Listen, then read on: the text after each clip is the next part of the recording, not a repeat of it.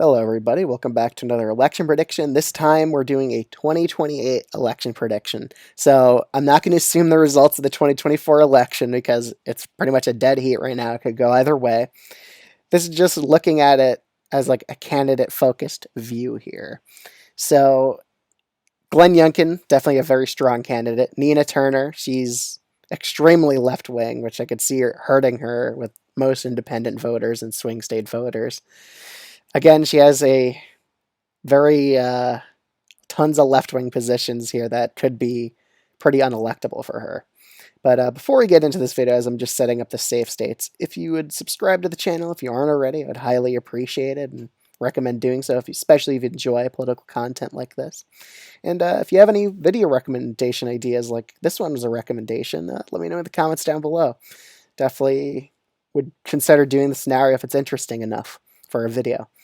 So let's continue setting up the safe states. Yeah, there's not a lot of safe blue ones, if you would notice, because I see her definitely having some issues here.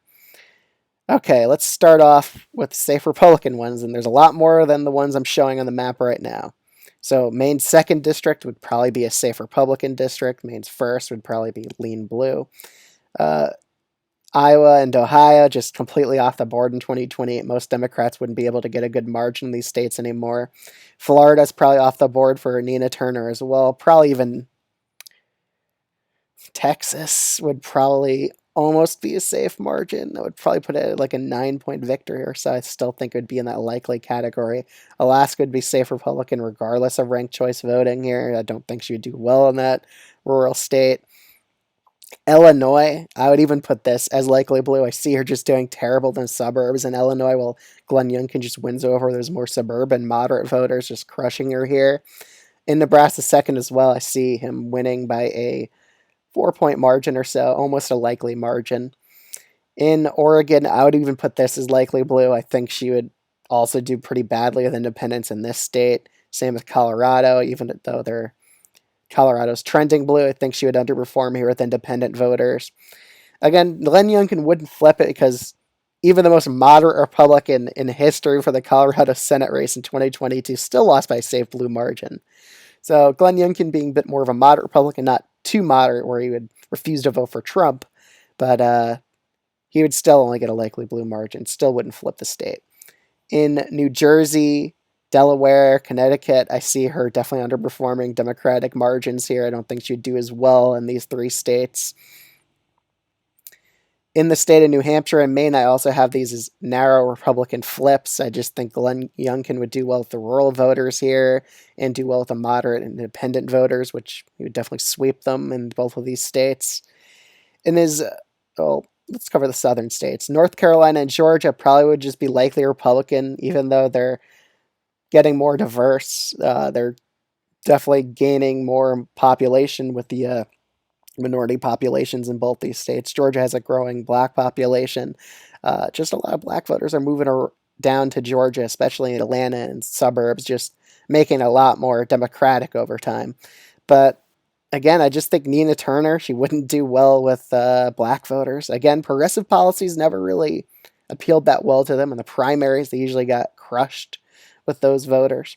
So I don't think she would do well with black turnout in either of these 2 states. And you need black turnout very high to do well in North Carolina and Georgia. I just don't see her really doing that well. And independents and moderates as well in both these states she would get crushed with by Glenn Youngkin. Glenn Youngkin just has a pretty strong independent appeal. He's seen as more moderate Republican. He would do quite well in these 2 states. In his home state of Virginia, I'm debating about even putting as likely Republican, but I'm going to be cautious. I'm going to put as a lean Republican victory, a 4-point win for Glenn Youngkin in this state. In Arizona, I also probably think this would be a likely Republican state. Same with Nevada. I just think she would do terrible with independent voters. She'll still carry New Mexico, but only by a tilt blue margin, which is very too close for comfort for a Democrat. So Glenn Youngkin's already over 270. In the states of Wisconsin, Pennsylvania, I just don't see Nina Turner having that good populist appeal. Again, she's just a very, very left-wing Democrat. So, again, she's more to the left than AOC, and that definitely wouldn't translate well to the Electoral College here. So you're kind of just getting trounced with independent voters in both these states. Same with Michigan as well. And honestly, even in Minnesota, its Democratic streak may end if Nina Turner is the nominee in 2028. But I kind of highly doubt she is the nominee. I don't think that would happen. But even Minnesota here, I think, would probably narrowly flip for Glenn Youngkin by a narrow tilt margin, just a few thousand votes or so. I think Nina Turner would just do that badly with independents in the state that even the very liberal state of Minnesota would narrowly flip to Republican control. So, other than that, if you enjoyed this video, I'd highly recommend subscribing if you aren't already. And if you have any other video recommendation ideas, I'll totally do them if they're interesting enough of a scenario. It would probably be more like 2028 predictions because we're already in the 2024 election campaign season.